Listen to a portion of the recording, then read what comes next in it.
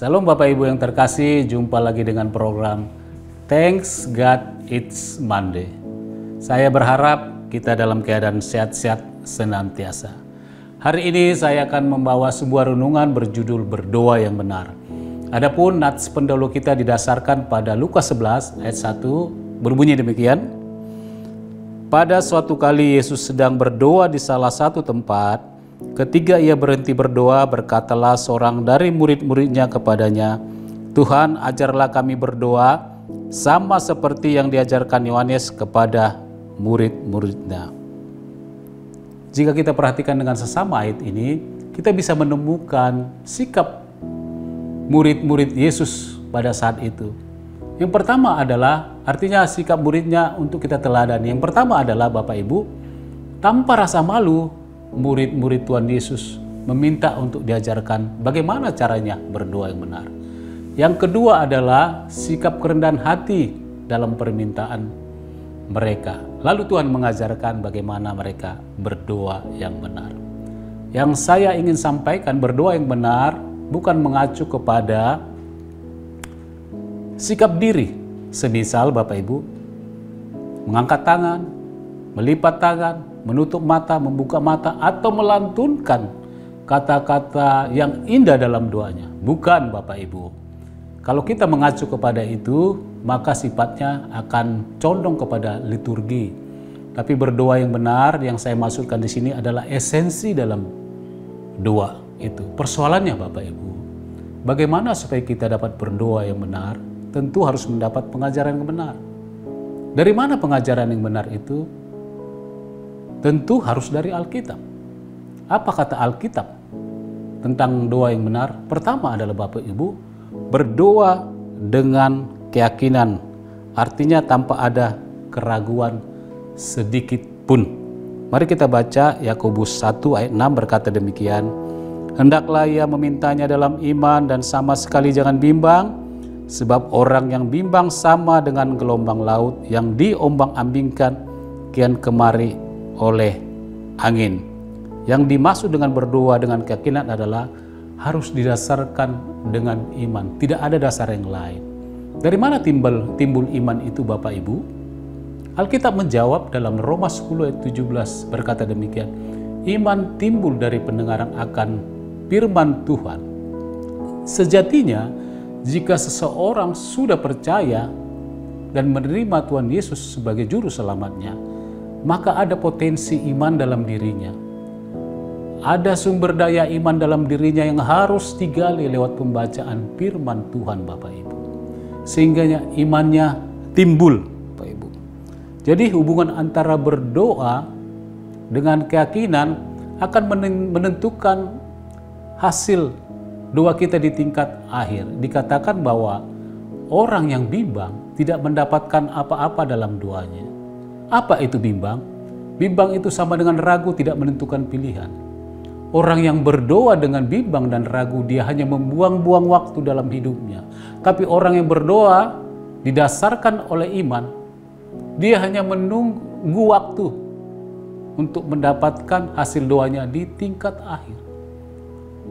Jadi perbedaannya jauh sekali Bapak Ibu ya, antara berdoa dengan iman, berdoa dengan keyakinan, dan berdoa dengan kebimbangan. Jauhkanlah Bapak Ibu jika kita berdoa dengan kebimbangan, karena kita hanya membuang-buang waktu dan Tuhan tidak pernah mendengar orang-orang yang berdoa dengan ragu atas doanya dan bimbang ya. Lalu bagaimana caranya Bapak Ibu supaya iman kita timbul dan kita percaya akan doa-doa kita? Perbanyaklah mendengarkan firman Tuhan. Perbanyaklah membaca firman Tuhan. Nanti firman itu meyakinkan diri kita bahwa Allah sanggup melakukan segala perkara. Bukan banyak perkara. Kalau banyak perkara, Allah kita adalah Allah yang terbatas. Tapi Allah kita ini adalah Allah sanggup melakukan segala perkara. Kekuatannya tidak terbatas Bapak Ibu. Nah, orang-orang yang bimbang biasanya menimbulkan konflik. Bukan saja konflik internal, tapi eksternal. Maksudnya konflik kepada Tuhannya. Dan orang-orang yang bimbang dalam doanya Bapak Ibu, dia condong dominan menyalahkan Tuhan.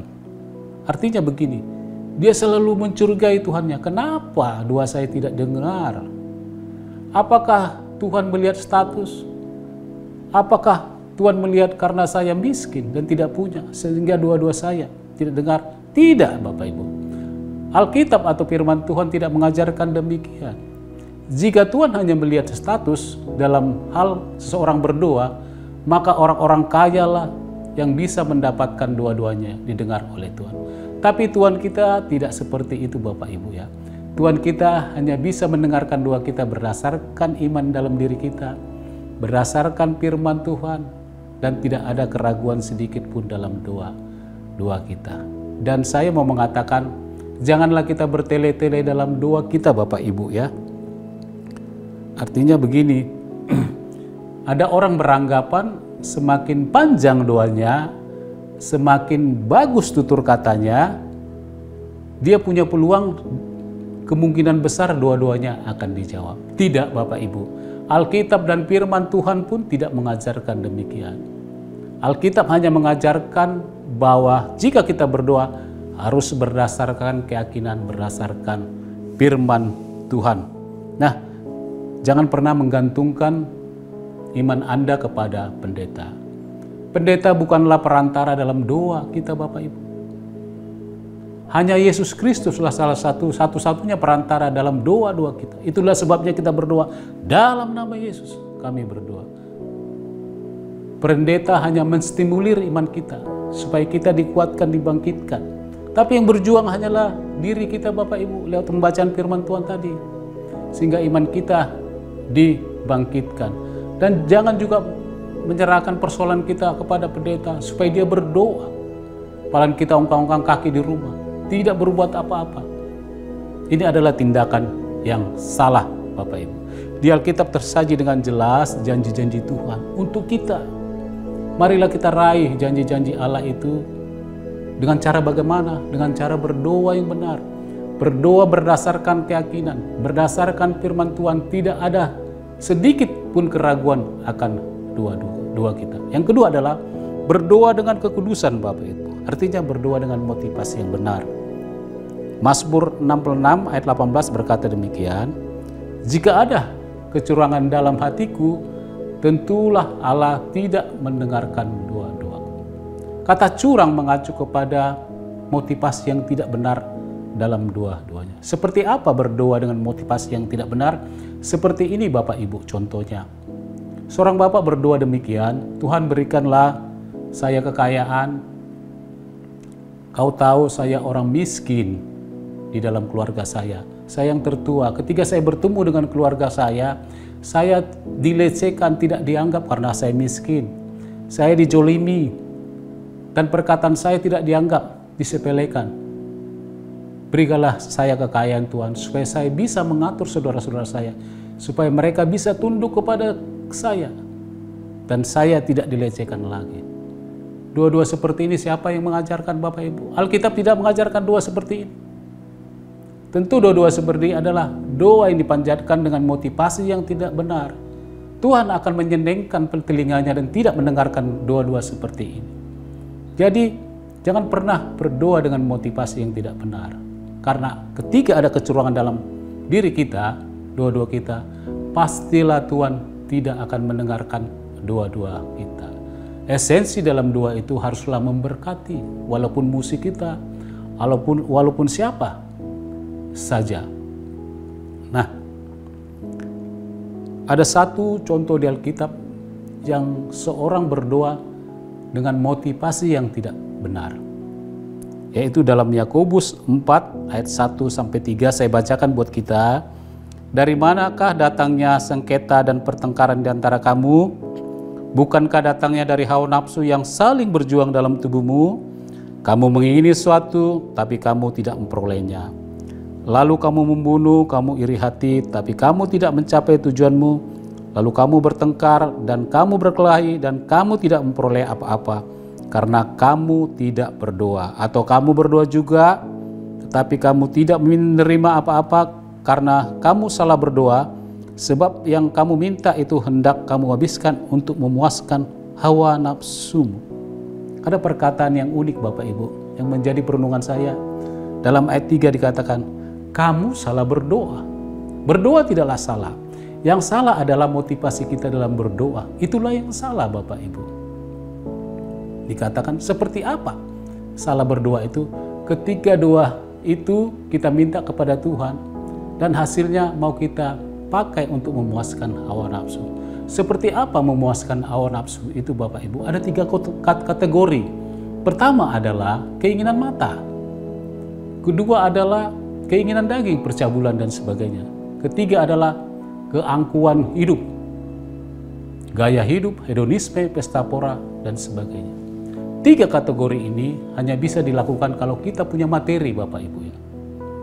Ada 2 hal yang sangat berperan dalam hidup manusia. Semua manusia, baik orang percaya tidak percaya. Pertama adalah uang, kedua adalah kesehatan. Jika seorang percaya berdoa untuk kesehatannya supaya sembuh, saya yakin berdoa dengan keyakinan Tuhan akan menjawab doanya dan menyembuhkan penyakit orang itu. Di Alkitab banyak contoh. Tapi jika orang berdoa meminta kekayaan, meminta uang untuk melakukan 3 kategori tadi, memuaskan hawa nafsu, tentunya sang penjunan itu tidak mendengarkan doa-doa kita Bapak Ibu. Inilah yang saya maksud dengan berdoa dengan motivasi yang tidak benar. Hanya memuaskan hawa nafsu. Dan ada kata di ayat 3 yang menarik perhatian saya Bapak Ibu, dikatakan sini, di ayat 2 maksud saya Bapak Ibu, kamu menginginkan sesuatu tapi kamu tidak memperolehnya, lalu kamu membunuh. Pertama, iri hati. Selanjutnya bertengkar, berkelahi. Saya melihat urutan ini acak Bapak Ibu. Jika seorang membunuh, dia harus punya alasan tepat kenapa dia membunuh. Pertama, dia harus iri hati dulu. Dia bertengkar, berkelahi, karena amarah maka dia membunuh. Tapi kenapa penulis Yakobus menempatkan kata pembunuh di awal, bukan di akhir? Langsung dia klimaksnya Bapak Ibu. Ini akan saya merenungkan dan saya mendapatkan seperti ini Bapak Ibu. Ini menjadi warning bagi kita, supaya kita tidak masuk dalam orang yang seperti ini, berdoa dengan memuaskan hawa nafsu. Jika kita melakukan hal ini, maka kita akan bisa membunuh. Tahukah Bapak Ibu, satu-satunya orang yang tidak rela untuk kita jatuh ke dalam dosa dan habis karena hawa nafsu dan mati binasa adalah Tuhan. Satu-satunya, sebaliknya satu-satunya pribadi yang bisa menentang kehendak Tuhan adalah kita pribadi Bapak Ibu. Gaya ini selalu tarik-menarik Bapak Ibu. Jika kita lebih kuat kepada hawa nafsu 3 kategori tadi, maka kita akan binasa. Dan Tuhan sedih melihatnya itu Bapak Ibu. Marilah Bapak Ibu kita berdoa dengan kekudusan Bapak Ibu. Terpujilah Tuhan, Allah pemurah, Allah murah hati itu, yang selalu mendengarkan doa-doa kita baik suka dan duka. Jika kita berdoa dengan benar, berdoa dengan kekudusan, dan punya motivasi yang benar dengan doa-doa kita. Tuhan memberkati. Mari kita berdoa Bapak Ibu. Kami mengucap syukur kepadamu Tuhan, kami sudah mendapatkan pengajaran yang sangat sederhana sekali tentang doa-doa yang benar. Kiranya Tuhan biar kami menghindarkan doa-doa kami untuk berdoa dengan hawa nafsu, untuk memuaskan kedagingan, keinginan mata, keinginan daging, keangkuhan hidup. Tapi ajarlah kami supaya kami berdoa memberkati siapapun Tuhan. Terima kasih Tuhan. Mampukan kami melakukannya, dalam namamu kami berdoa. Amin.